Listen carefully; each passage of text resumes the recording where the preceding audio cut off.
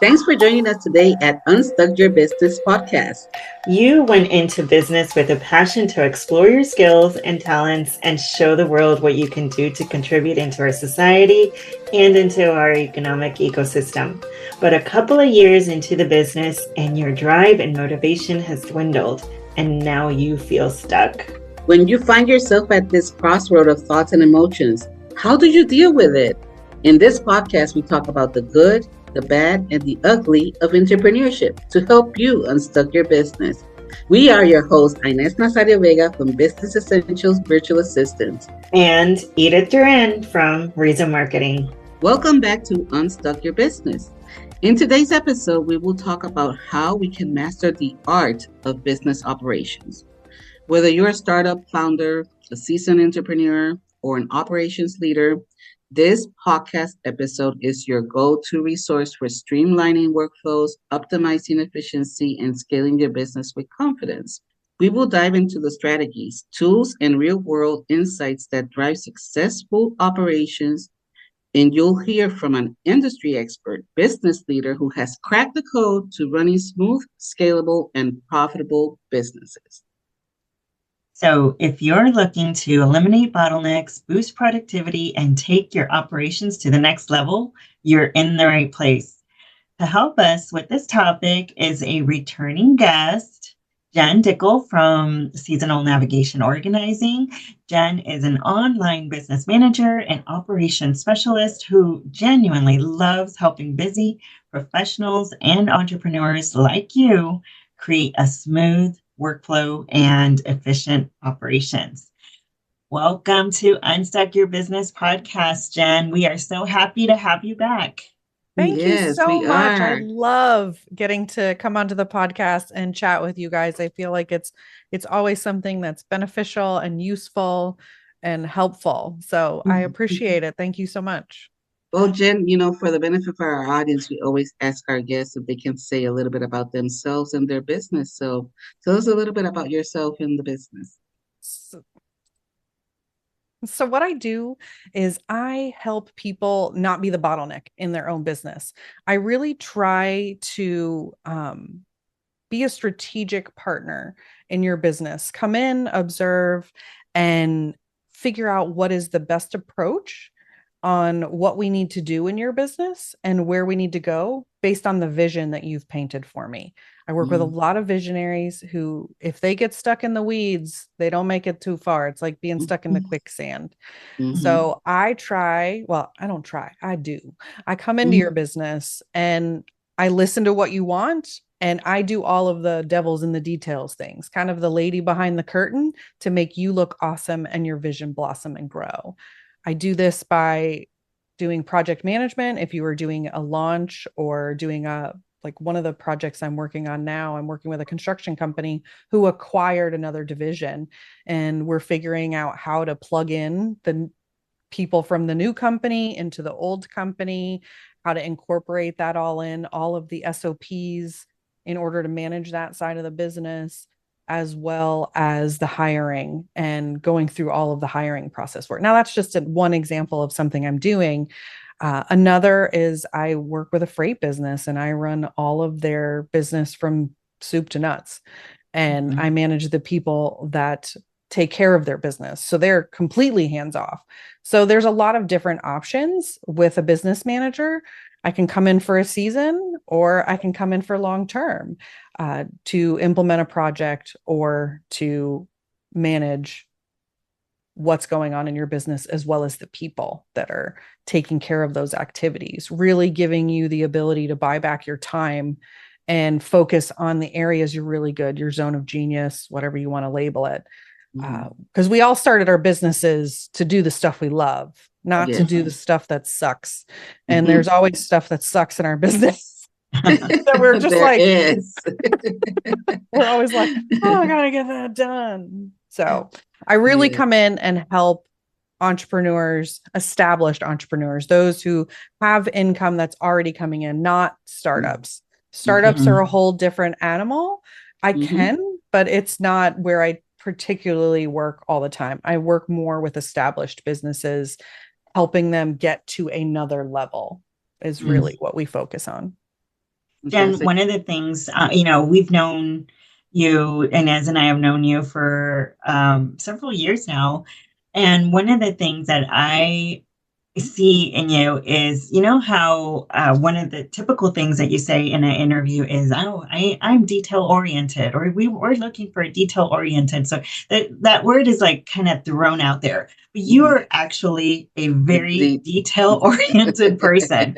So it's like, when you go to an accountant to help you figure out where you might be losing money, it's like you're that person with operations. It's like this is where you're, where you're leaking air. It's like, You're leaking air. I love it. Yes. This is where your leaks are. Yeah. Exactly. And I also Or your bottleneck where you have the potential to make more. 100%. And so I love it. I love it. Well, Jen, thank you again for being here. Let's get into business here. So, in your opinion, what are the key components of a well-organized business operation? And, it's interesting because we all have been in that position where, like you said, we go into business because of our passion for something that we want to do to have an impact. But business operation is not the first thing that comes to mind. No. It normally isn't for most. So what are those components that somebody should be looking at within their business to say, hey, I'm well organized or I am a messed up business? Can you find it fast? Whatever it is.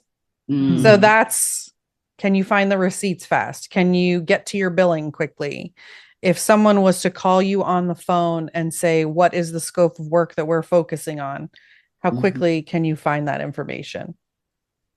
Yes. I don't know about you, but I can get I am really organized. My stuff is very organized, but if you put me on the phone for some reason, I'm like, even though I'm really organized, but I have found that that's a small roadblock for me. So that's why I bring it up. As soon as I'm off the phone, 14 seconds away, there it is. You get me on the phone, it may take me 30 seconds. But it's one of those things that how quickly can you find it? Because information is key, and how much time we're spending on looking for stuff. A lot of people have what I love to call the dumping ground of my documents. That they just put it all in there, or the desktop, which is a whole nother topic. And then they're like, I don't know. Yeah, looking for a document. It's like, I think it's in this folder. No, I think it's in this one. Yeah. Oh, wait a second. It's on this one. So can you find it? Is it documented? Have you saved it? And do you know the process you take to get it done? And do you do it regularly? Now, I know these sound very simple, but all of us know that these simple tasks can be complicated, and they can be simple depending on what we're doing with them. A good example is receipts. We all have receipts in our business, and how you deal with the physical receipts and how you deal with the digital receipts may not be the same. You need a place to put your physical receipts, or a process on getting them scanned and putting them all in the same digital location. Most of our stuff's coming through email. So are you saving that email into another location for your receipts? Now, the odds of us ever needing to go back to those receipts, hopefully, are small. Like you're not getting audited. But I just use it as we all experience receipts. So you need to have a process to deal with both and how you're doing it. That's an easily delegatable task, how to deal with receipts. Whether you tell the VA who's working in your inbox, please save all the receipts here. And, PDF them and save them here. Here's the physical ones. Please scan them. That's a really good, easy, delegatable task. Now, some people misidentify. I hate the word busy work. I hate it. We should all be doing productive work, not busy. I like that. And if you are just giving tasks to your VA to keep them busy, you are not maximizing your people to the fullest extent, nor are you using your money wisely. Yes. That's a good point. So key components, can you find it? Have you saved it? And can you find that quickly? And have you documented it?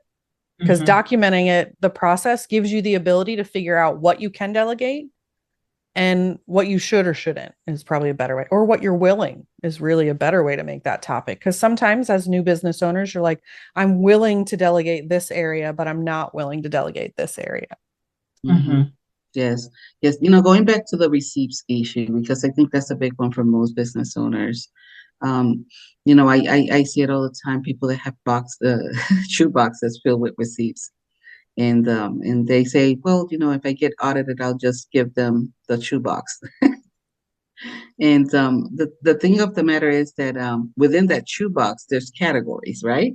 Yep. Like there's you made categories. expenses for this, you made expenses for this, you made expenses for that. This is deductible, this is not deductible, this is operational expenses, this is not operational expenses, what have you. So in your opinion, is this something that is very common? People not realizing how to get things streamlined when it comes to something as simple as receipts? Oh, 100%. 100%. It's one of those things here. The physical receipts, they're all heat transfer. They're going to disappear. You're not even going to be able to read them. So if you're not scanning them, they're going to be useless in, 3-4 years. If you did get audited, and let's say you had a big purchase, you bought a big piece of equipment and you have a receipt for it. One, your accountant would need to know about it. So it could be depreciated, amortized, and put in your books correctly. And two, if you needed to show proof, you were being questioned on it, you wouldn't have any proof. Now, some will say that a credit card statement is just as acceptable. Some won't. So it's not, a lot of businesses assume, well, I use my business credit card, I can just pull my statement. Have you looked at a credit card statement? Does it tell you what you've bought? Some of the companies that you buy from frequently, you can't even recognize the name. Yeah. You're like, was that under lunch? a different name? Yeah. Was that lunch?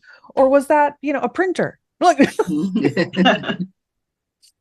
Yeah. So it really comes down to, and these are things that if you build a habit or delegate it out, can be small amounts of time. They don't have to be large amounts. Like if you put it all in a shoebox, it could be hours of scanning.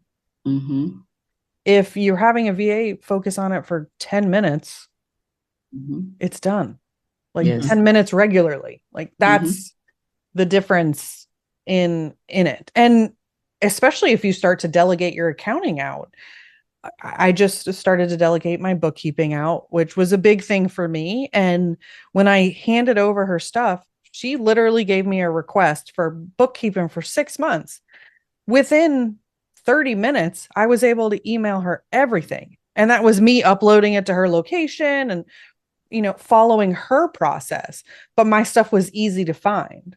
For a lot of other businesses, and she joked with me, she's like, you're going to be my favorite. I'm like, yes, I am.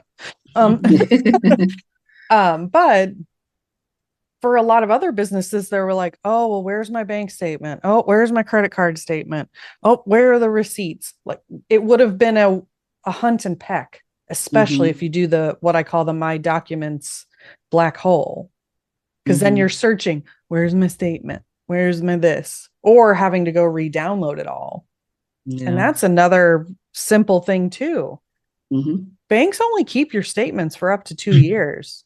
It's not an indefinite period. So you still need to be pulling that information down. You still need to be pulling that information down and saving it somewhere as backup for your business. Or delegating it to have someone else do it. Yes. So, in your opinion, I know we talked a lot about the receipts being one of those challenges of business owners. What do you see in your business being the biggest operational challenges that entrepreneurs, business owners face, and how do they help? I mean, we already talked about the receipt, but how can they overcome? Is there any other area of business that you have experienced that get their entrepreneurs stuck in making it more productive? How to communicate. So a good project management tool. Because in any standard operating procedure or any process that you do or take care of, let's use client onboarding as an option. There may be aspects that you do in the client onboarding. There may be aspects your software does. And then there may be aspects you can delegate out to a VA to take care of. And communicating what a project management tool does, and even some CRMs, shows you where in the process that client is, whether they're in the lead phase, whether they're in the contract phase, whether they're get their project scheduled and we're gathering details phase. Communicating that information, I'm finding, is really challenging for a lot of entrepreneurs. There's a lot of searching for both parties that are happening. So the business owner thinks that they've communicated effectively to either the VA or the OBM, and they haven't. And they're doing whatever they need to. And then the VA thinks that the business owner is doing a portion. But if you don't have a central location to see where things are in the process, I use Trello. Trello's been a good free option. There are a lot of tools like Asana, Monday, ClickUp. Really depends on how much time and money you want to put into anything, just like anything in your business. But Trello was a free, I could set it up within 30 minutes on what I needed to and easily start communicating with other team members on where the status of a project was. A good example, I work with a freight company. Their process from start to finish, once a client is in, there's 40 steps in it, and none of them happen on the same day. So anytime you, and not everyone's is that complicated. I'm using that one as an example because at any given time, I need to know where in those 40 steps a client is or their shipment is. And every business has a certain amount of steps and figuring out where everyone is in those steps. Interesting. And I think that's, using tools like Trello, like you said, I don't think it's something that a lot of people that are go into business, and let's face it, a lot of people get intimidated with technology. And they want to stick to the Excel spreadsheet because that's what they're familiar with. That's what they think is the easiest way to do things.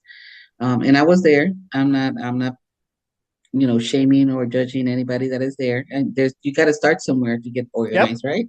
Yep. So an Excel spreadsheet will do.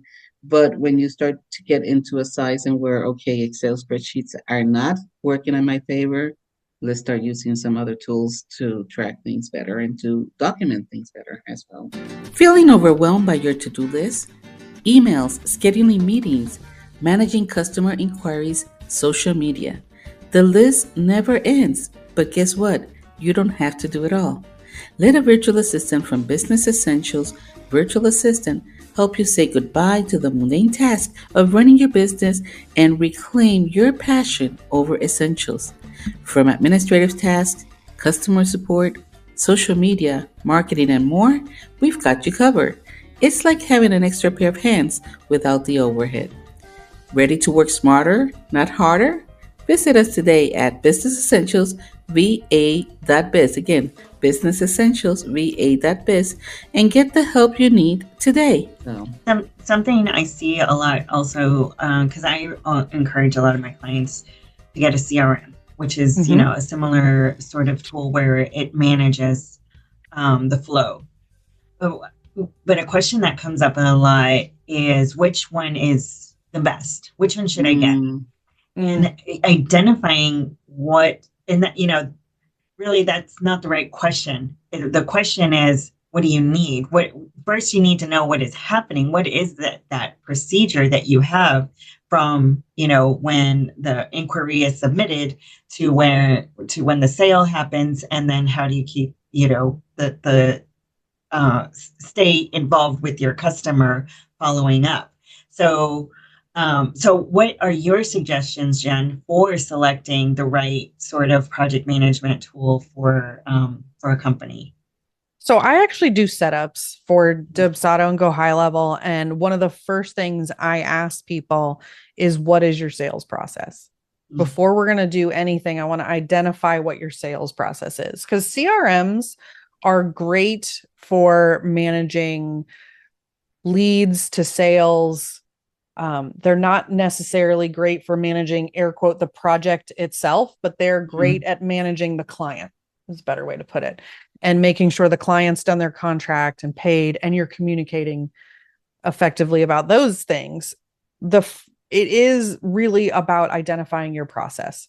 Now, a lot of people have similar processes. They could be called, a lot of people will call them systems, processes, pipelines, funnels. Just depends on what software you're using.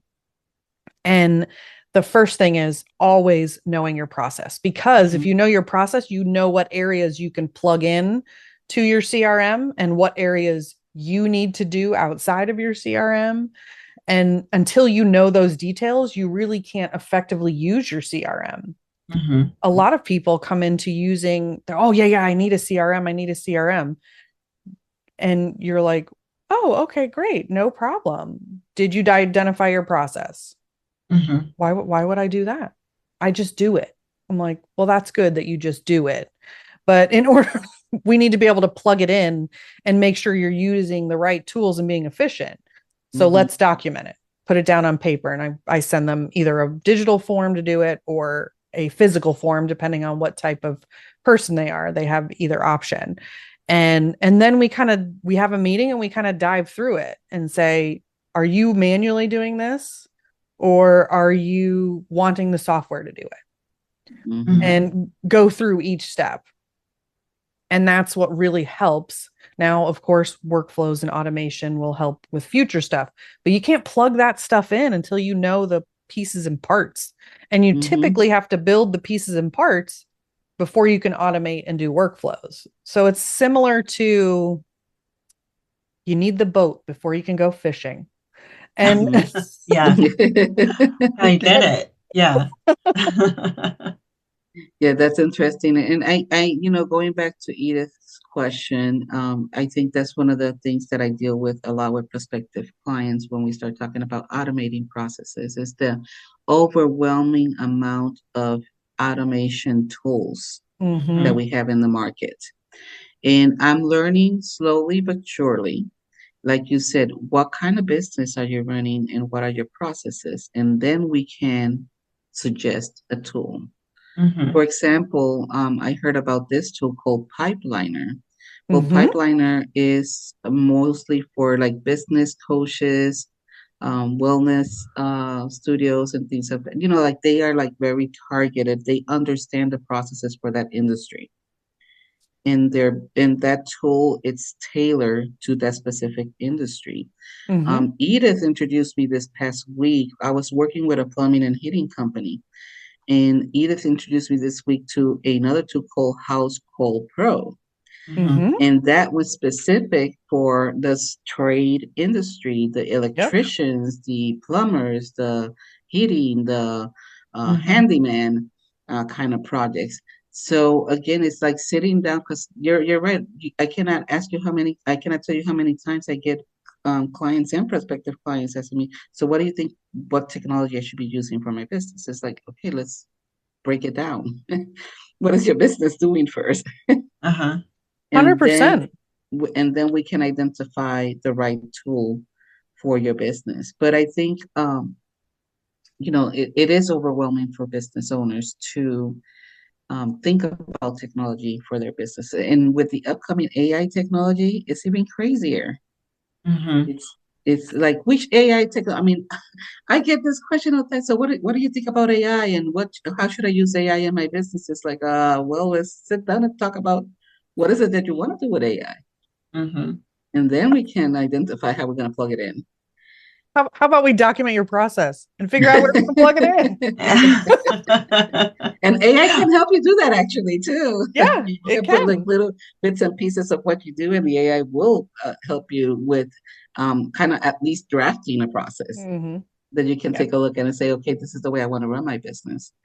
But I find it very fascinating how far we have come with technology when it comes to business processes and operations. But identifying which one is the best one, it's such a loaded question. It really depends on your niche.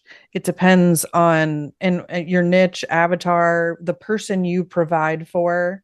It depends on how you're providing for that person and that niche.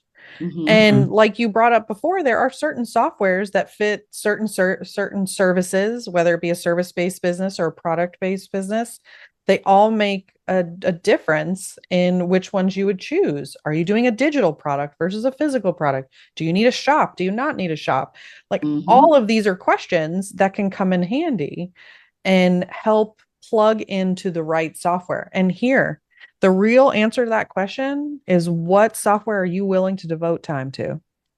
Yes. Because you have to learn how to use your CRM and how to build it.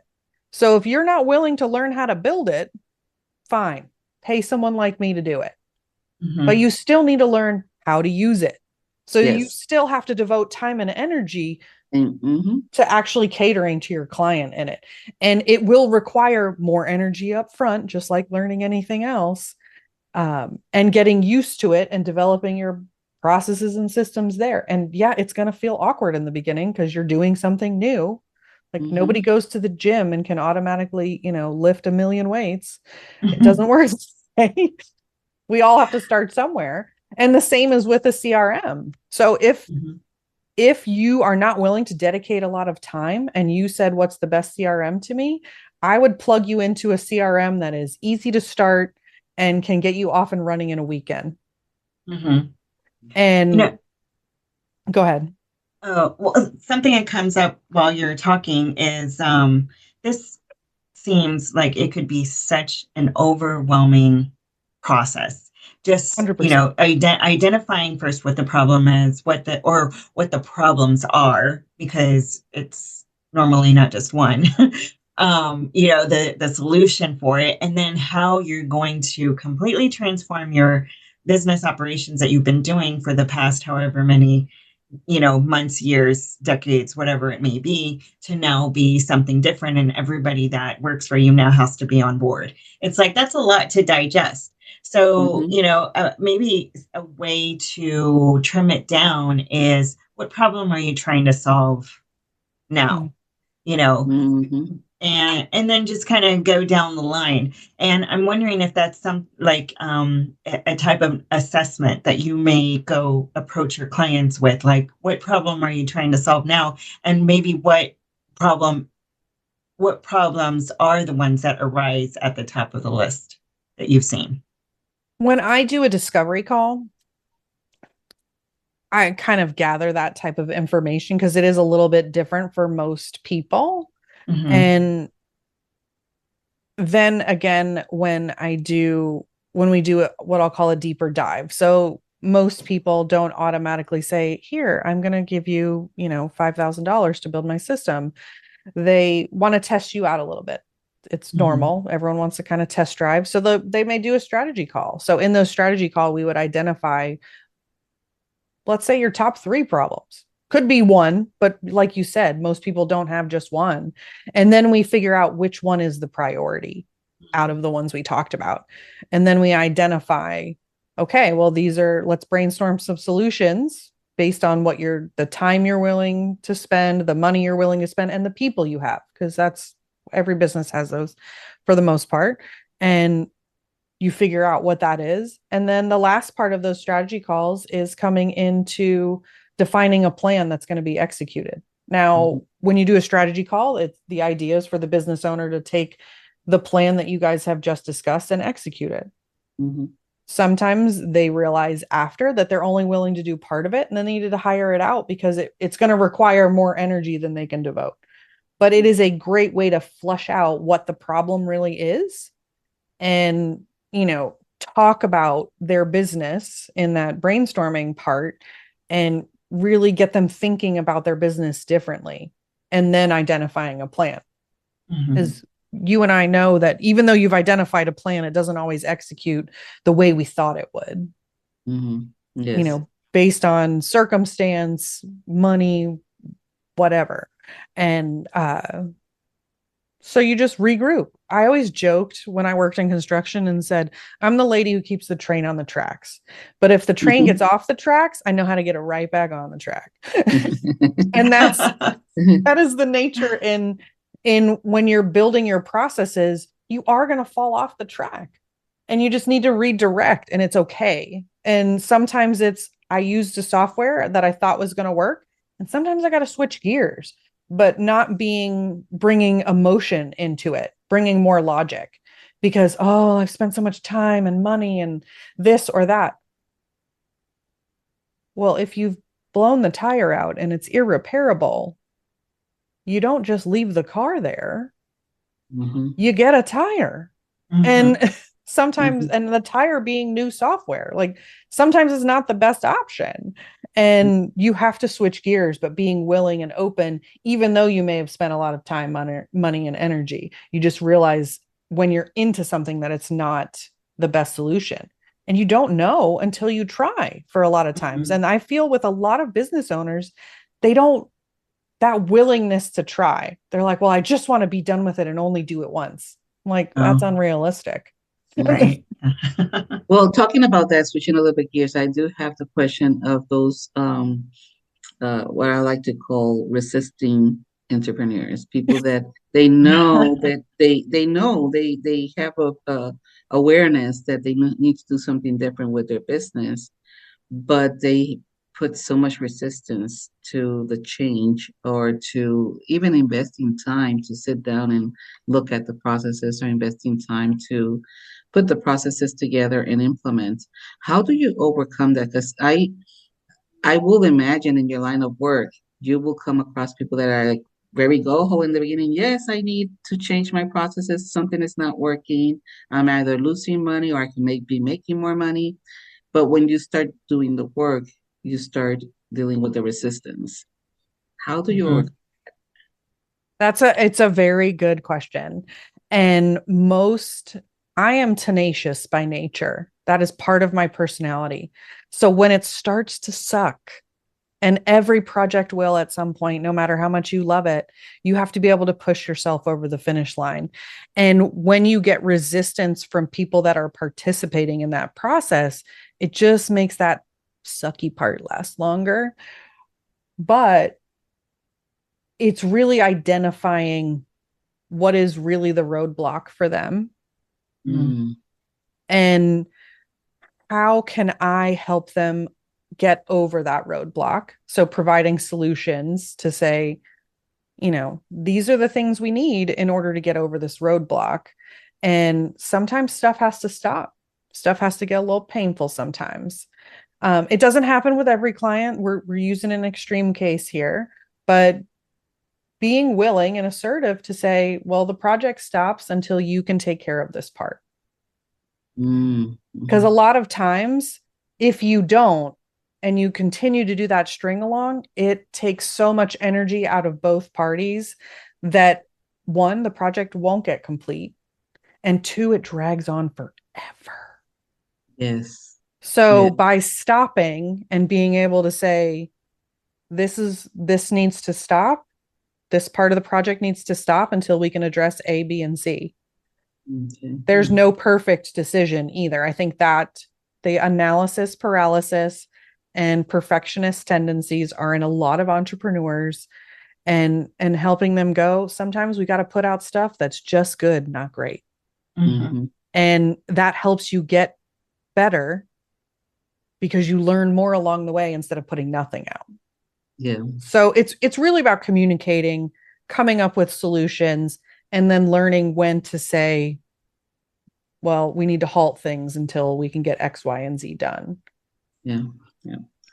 Well, Jen, this has been a wealth of information. I love this topic. I think it's very, very valuable information for our small business community out there. So in your own words and your own opinion, what would you say are the three main takeaways for our audience from our discussion today? Document, delegate, and do it. Ooh, that's write that one down. I'm gonna have to make a post for that. Document, I love delegate, it. and do it. Yes. And repeat. Yes. And repeat. There you Yeah. go. Yes. Rinse and repeat. Yes. I love it that it's very concise and to the point. Well, So you if we heard it make out it, there for all other people in our audience. Document, delegate, and just do Do it it. like Nike. yes. Yeah. Because we learn more. We learn more from the stuff we didn't really do well than we do from the stuff we did right. But you have to be willing to make mistakes in order to learn. Correct. Right. Correct. Absolutely. Absolutely. Well, Jen, thank you so much for being in our podcast. Where can our audience connect with you? The best place to connect with me would be on Instagram or Facebook or my website, all of them at seasonalnavigation.com. And then my handle for Instagram and Facebook is at Seasonal Navigation. All right. Well, thank you again so much for being in our podcast. And we'll definitely bring you back because for those that are listening, we were having a little pre-conversation.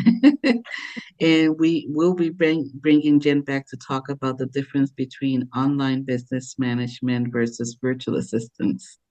Because I think there's that little fine line and people getting confused what is one thing and the other. So be on the lookout. You need them both.